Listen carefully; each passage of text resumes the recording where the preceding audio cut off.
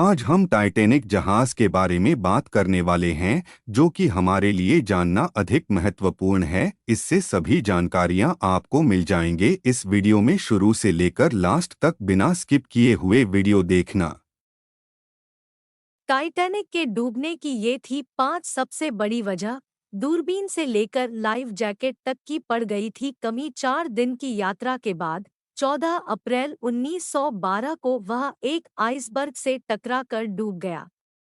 1517 लोगों की मौत हो गई और टाइटैनिक का पहला सफर ही उसका आखिरी सफर बन गया।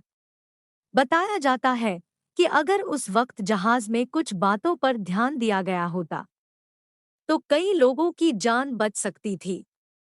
तो चलिए जानते हैं टाइटैनिक से जुड़ी कुछ ऐसी ही रहस्यमय और दिलचस्प बातों के बारे में। बोट को खाली छोड़ना। जल्दबाजी में लाइफ बोट को पूरा नहीं भरा गया। गिने चुने लोगों को ही इसमें बैठाकर ले जाया गया, जिस कारण कई लोग मौत का शिकार हुए। नहीं मानी चेतावनी। टाइटैनिक के दुर्घटनाग्रस्त होने से पहले आगे आइसबर्ग के होने की चेतावनी दी गई थी, लेकिन जहाज के सदस्यों से इसे नजरअंदाज कर दिया। पहले दिख जाता आइसबर्ग। कहते हैं कि आइसबर्ग दिखने पर ऑफिसर्स ने 30 सेकंड पहले इंजन को रिवर्स चलाने कर ऑर्डर दिया था, पर आइसबर्ग से बचने के लिए यह काफी नहीं था। अगर 30 सेकंड पहले आइसबर्ग दिख जाता।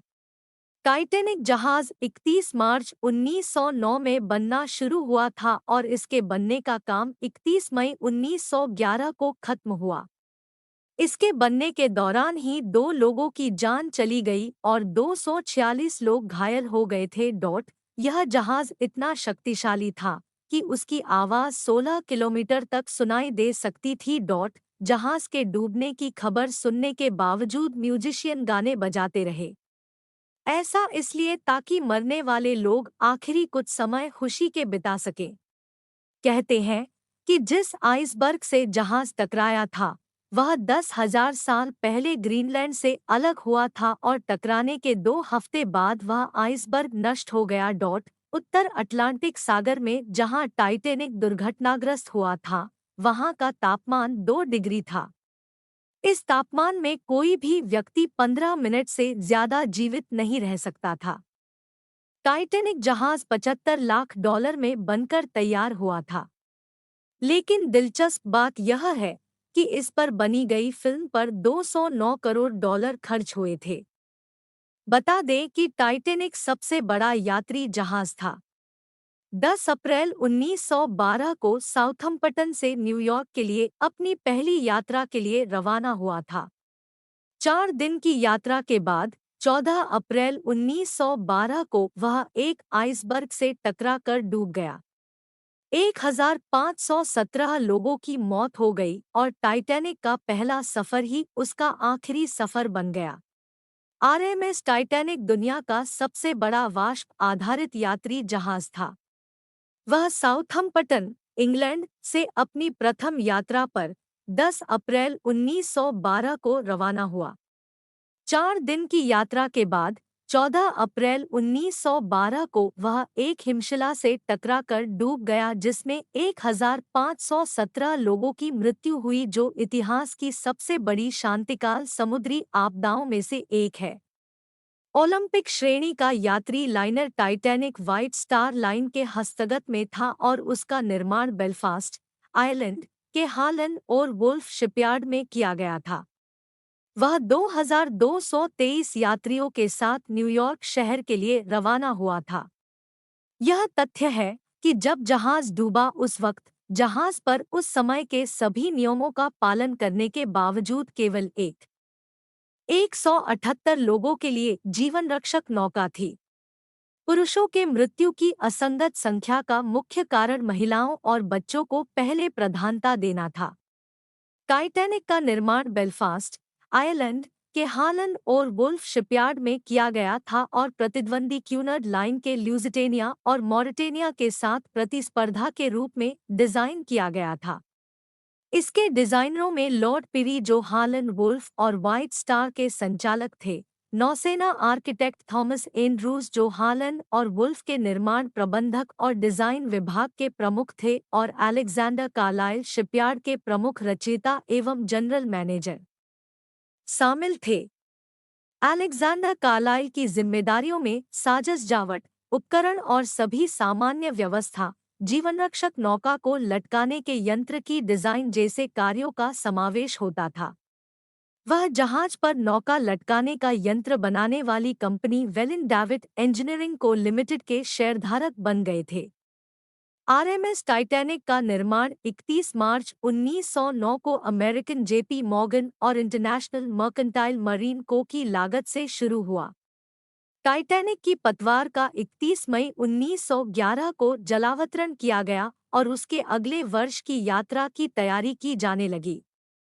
टाइटैनिक की कुल लंबाई 882 फीट और 9 इंच 269.1 मीटर, ढलवे की चौड़ाई 92 फीट 28.0 मीटर, भार 46,328 टन जीआरटी और पानी के स्तर से डेक तक की ऊंचाई 59 फीट 18 मीटर थी। जहाज दो पारस्परिक जुड़े हुए 4 cylinder triple expansion steam engines और एक कम दबाव पासन्स टरबाइन जो प्रोपेलर को घुमाते थे से सुसज्जित था। टाइटैनिक में 29 बॉयलर थे जो 159 कोयला संचालित भट्टियों से जुड़े हुए थे और जहाज को 23 समुद्री मील 43 kilometre per hour 26 mile per hour की शीर्ष गति प्रदान करते थे। 62 फीट 19 मीटर की ऊंचाई की 4 में से केवल 3 फनल कार्यात्मक थी। फनल जो वेंटिलेशन के प्रयोजन हेतु इस्तेमाल की जाती थी, वह जहाज को अधिक प्रभावशाली रूप देने के लिए लगाई गई थी। जहाज की कुल क्षमता यात्रियों और चालक दल के साथ 3,549 थी। टाइटैनिक ने विलासिता और बहुतायत में उसके सभी प्रतिद्वंद्वियों को पीछे छोड़ दिया था।